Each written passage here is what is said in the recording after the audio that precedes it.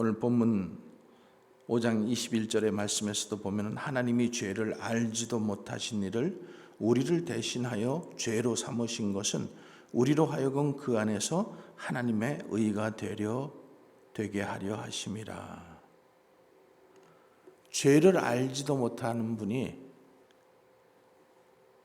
그분이 죄로 삼으셨어요. 우리를 대신해서.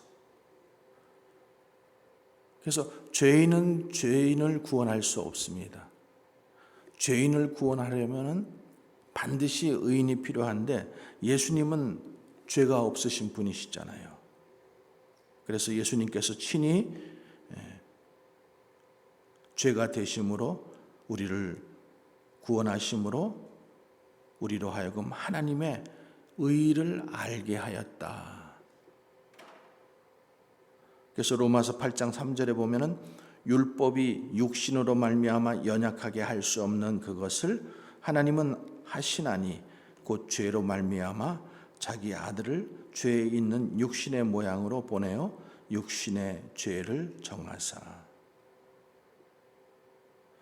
예수님은 우리의 죄짐을 담당하셨어요. 이사야서 53장 6절에 보면은 우리는 다 양 같아서 그릇 행하여 각기 제 길로 갔거든 여호와께서는 우리 모두의 죄악을 그에게 담당시키셨도다. 가장 무거운 짐이 죄짐인데 주님께서 우리의 죄짐을 담당하셨습니다. 여기 양 얘기가 나오는데 창세기부터 이 양에 대한 얘기가 나옵니다. 그러니까 예수님께서 어떤 모습으로 오실 것을 창세기부터 이미 말씀하고 있어요.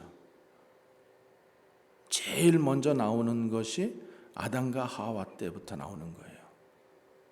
아담과 하와가 범죄하고 무화과 나뭇잎을 엮어서 자기들의 죄를 가렸을 때 하나님께서 그 무화과 나뭇잎 그 옷을 벗기시고 가죽옷을 지어서 입혀주십니다. 그 가죽옷은 어린 양의 가죽이에요. 또 그것은 무슨 말씀을 하시는 건가 하면 인간의 노력으로는 그 죄의 문제를 해결할 수 없다라는 거예요. 그래서 하나님께서 직접 그 가죽옷을 지어 입히셔서 아담과 하와의 죄를 덮어주시는 것을 보게 됩니다. 예수님이 이 땅에 오셔서 어린 양이 되셔서 우리에게 예수 그리스도의 의의 옷을 입혀주시는 이 비밀이 창세기부터 요한계시록까지 모두 연결되어 있는 것을 우리가 볼 수 있습니다. 요한복음 1장 29절에 보면은 이튿날 요한이 예수께서 자기에게 나오심을 보고 이르되 보라 세상 죄를 지고 가는 하나님의 어린 양이로다. 또 아브라함이 이삭을 바칠 때에도 하나님이 이삭을 대신해서 수드양을 예비하시잖아요. 이삭이 죽어야 하는데 이삭 대신에 숫양을 미리 준비하심으로 이삭이 구원을 받게 됩니다.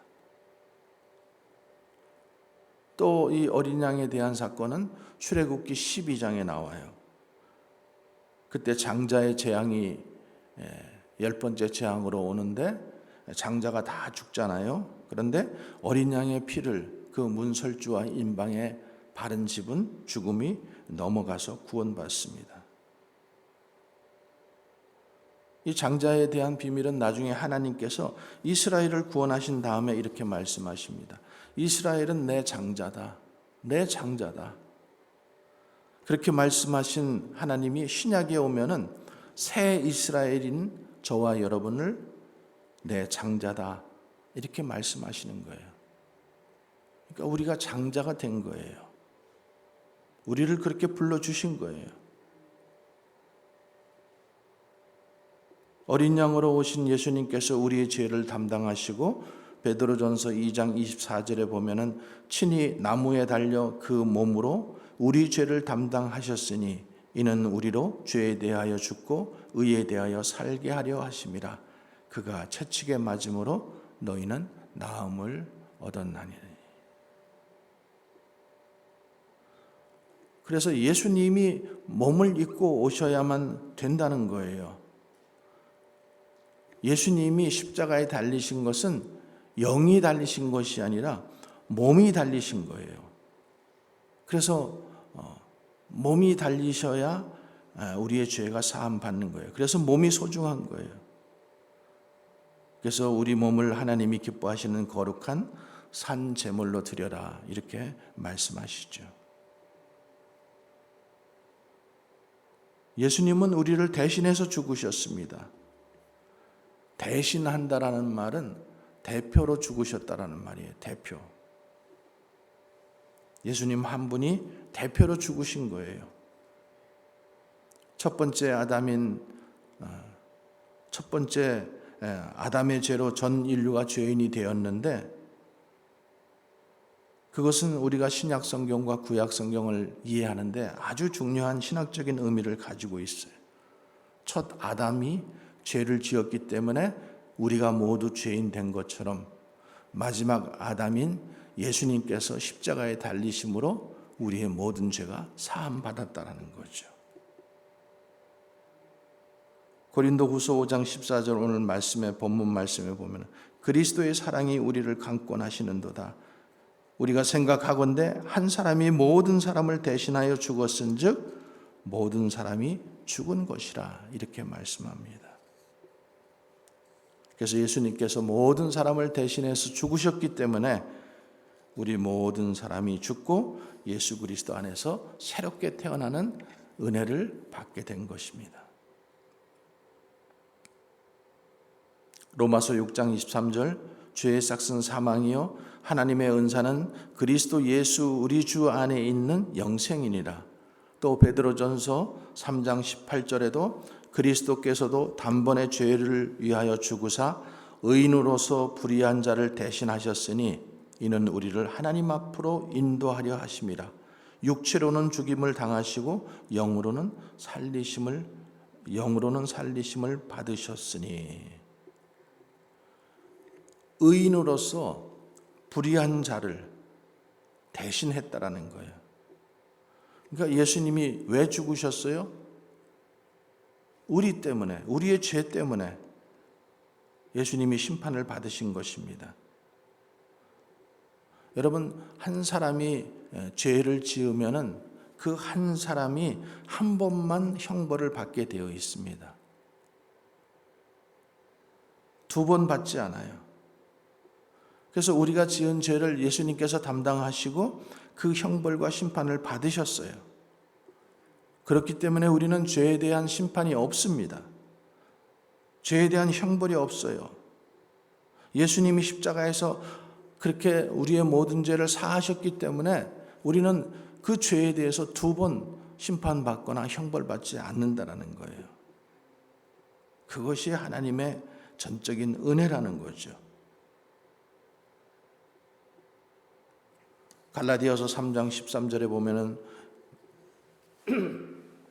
그리스도께서 우리를 위하여 저주를 받은 바 되사 율법의 저주에서 우리를 속량하셨으니 기록된 바 나무에 달린 자마다 저주 아래 있는 자라 하였습니다. 이 말씀은 신명기의 말씀을 바울이 인용한 말씀이에요. 예수께서 저주를 받으셨다. 우리를 대신해서 저주를 받으셨다. 여러분, 죄는 저주를 가져오게 되어 있습니다.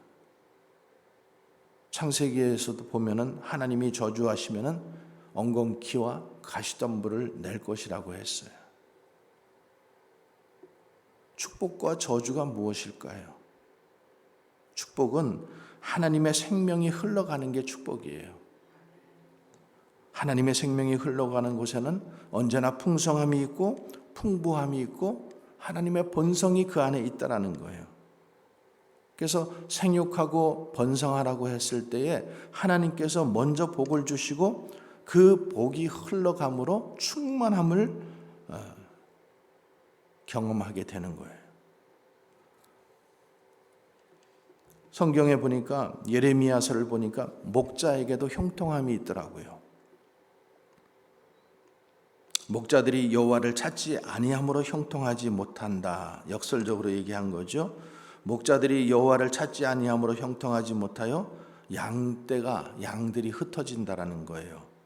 또 하나님이 기뻐하시는 목자를 예레미야서 3장 15절에 보니까 내가 또 마음에 합한 목자들을 너희에게 주리니 그들이 지식과 명철로 너희를 양육하리라. 그러니까 지식과 명철로 성도들을 양육하는 것, 그것이 목자의 형통함이죠. 목자의 형통함은 내 양이 건강한 거예요. 내 양이 부족함이 없는 거예요. 그래서 그 양들이 건강해서 또 다른 양을 낳고 또 양들이 행복하고 그들이 번성하게 되는 거예요. 그게 목자의 형통함이에요.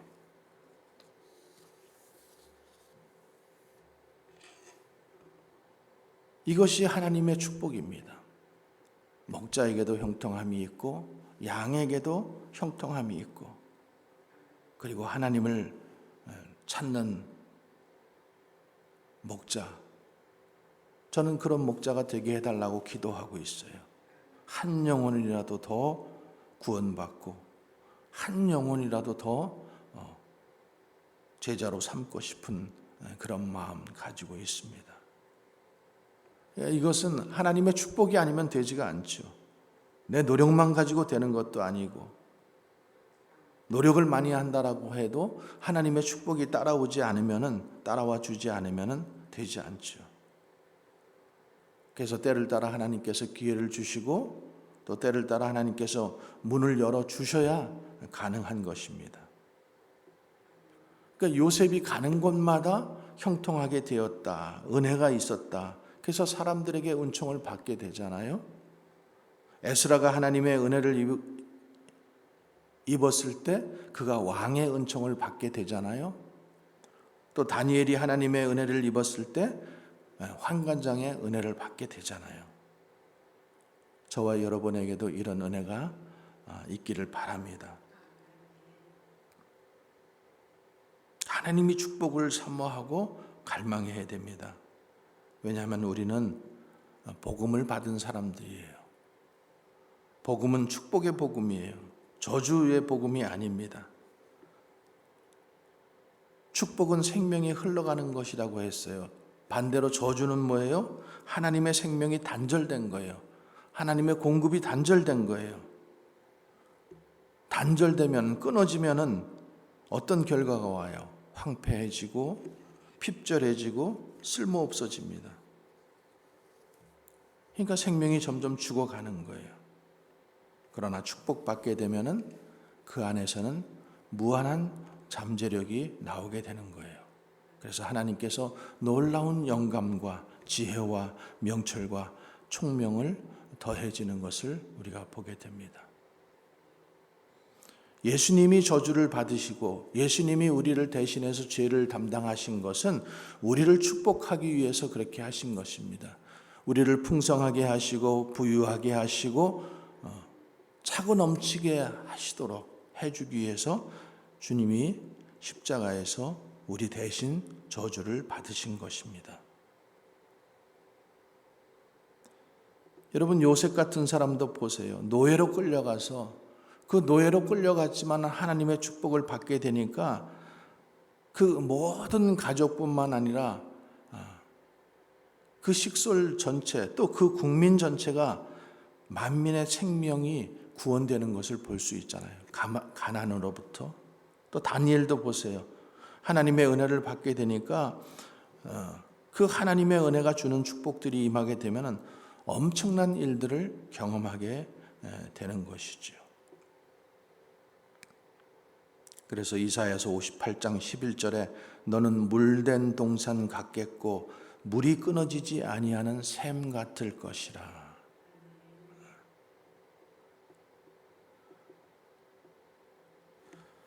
예수님이 대속의 은혜로 우리의 죄와 사망의 법에서 우리를 자유케 해줬습니다. 로마서 8장 11절 2절에 보면은 그러므로 이제 그리스도 예수 안에 있는 자에게는 결코 정죄함이 없나니 이는 그리스도 예수 안에 있는 생명의 성령의 법이 죄와 사망의 법에서 너를 해방하였습니다. 여러분, 예수 믿는 다음에도 법이 있습니다. 율법은 아니지만 법이 있어요. 우리는 율법으로부터는 자유케 되었어요. 근데 우리는 새로운 법 안에 들어가게 되는데 그 법이 무엇인가 하면은 생명의 성령의 법입니다. 그래서 우리는 새로운 피조물이 된 것이고 대속의 은혜로 새로운 피조물은 옛 것은 지나가고 이제 새 것이 되었다라는 거예요. 새로운 자아상이 생기게 된 거예요.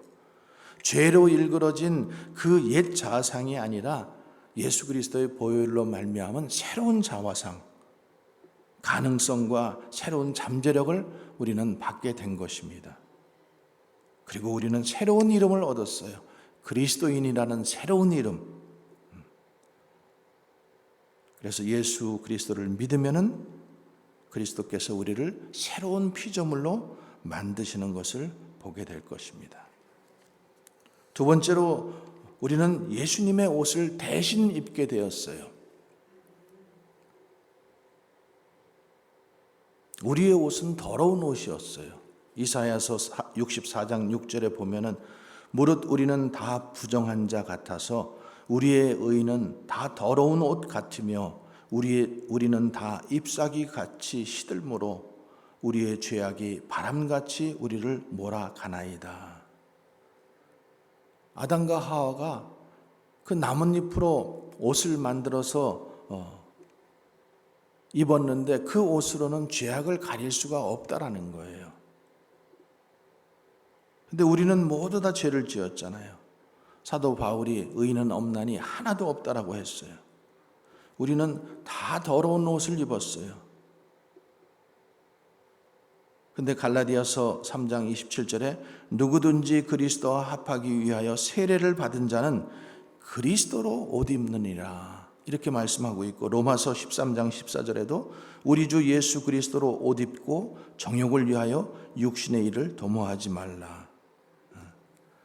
그러니까 아담과 하와가 죄를 짓고 만든 옷은 무화과나무로 잎으로 만든 그 옷인데 그 옷은 얼마 못 가서 금방 말라서 다 부스러져서 망가지는 거예요. 근데 하나님께서 그 옷을 어린 양의 가죽 옷을 그들에게 입혀 주셨잖아요.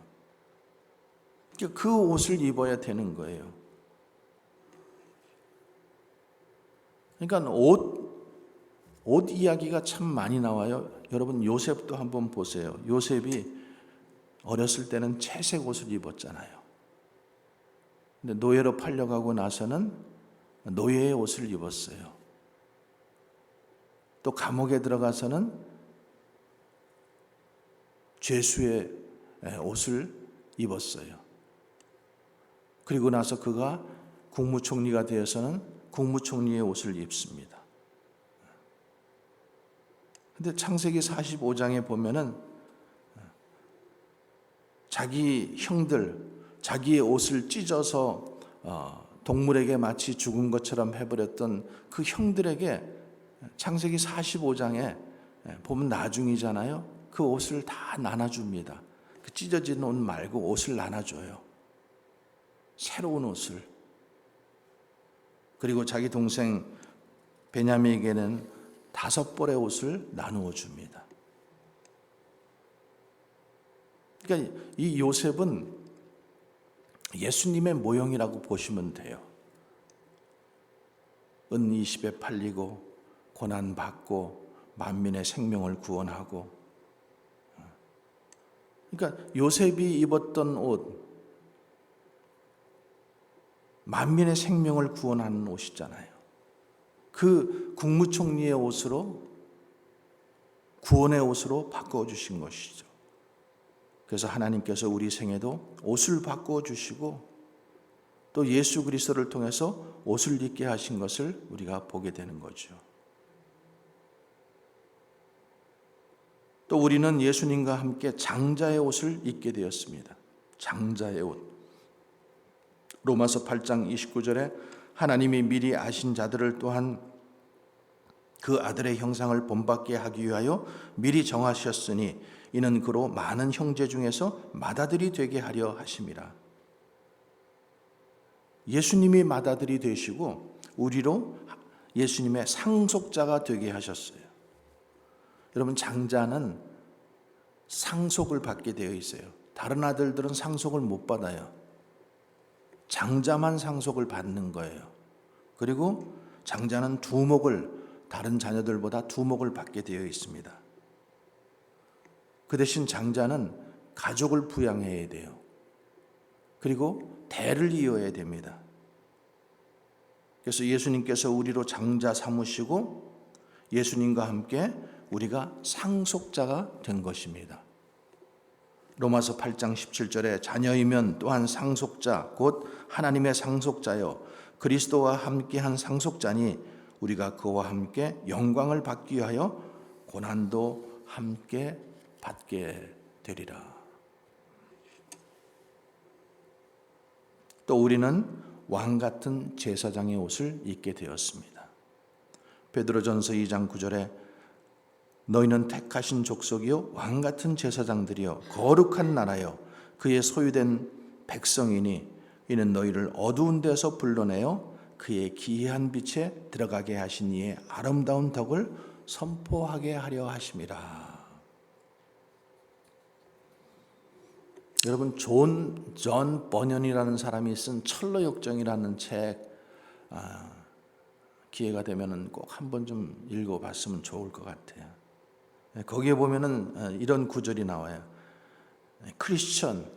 크리스천이 한참 동안 가만히 서서 십자가를 우러러 보았다. 그저 바라보기만 해도 짐이 벗겨진다라는 게 너무나 놀라워서 믿어지지 않을 지경이다. 크리스천은 보고 또 보았다. 어느새 눈물이 뺨을 타고 흘러내렸다. 그렇게 십자가에서 눈길을 떼지 못하고 한참을 흐느끼고 있는데 해처럼 밝게 빛나는 옷을 입은 새 천사가 다가와 평안히 함께 하길 빕니다. 이렇게 얘기했다라는 거예요. 십자가를 바라보기만 해도 죄가 벗겨지는 느낌을 받았다라는 거예요. 그것이 어찌 그 한 사람, 그 철로역정을 지은 그 사람만의 이야기일까요? 우리 모두가 다 동일한 마음으로 십자가를 바라보고 그리고 죄짐을 벗어버리고 그리고 주님의 장자가 된 옷을 입고 우리가 왕 같은 제사장이요 상속자들이요 또 주님의 대사라는 말이 또 나옵니다. 고린도후서 오늘 5장 15절에 보면은 그가 모든 사람을 대신하여 죽으심은 살아있는 자들로 하여금 다시는 그들 자신을 위하여 살지 않고 오직 그들을 대신하여 죽었다가 다시 살아나신 이를 위하여 살게 하려 하심이라. 또 20절에도 그러므로 우리가 그리스도를 대신하여 사신이 되다. 여기 사신이라는 말이 엠버서더라는 말이에요. 대사예요. 대사. 그래서 구원받은 다음에는 예수님의 옷을 입고 예수님의 대사로 세상을 살아가는 것입니다. 여러분, 너무 영광스러운 거 아니에요? 내가 예수님의 대사의 옷을 입고 이 세상을 살아간다고 할 때 얼마나 영광스럽겠어요.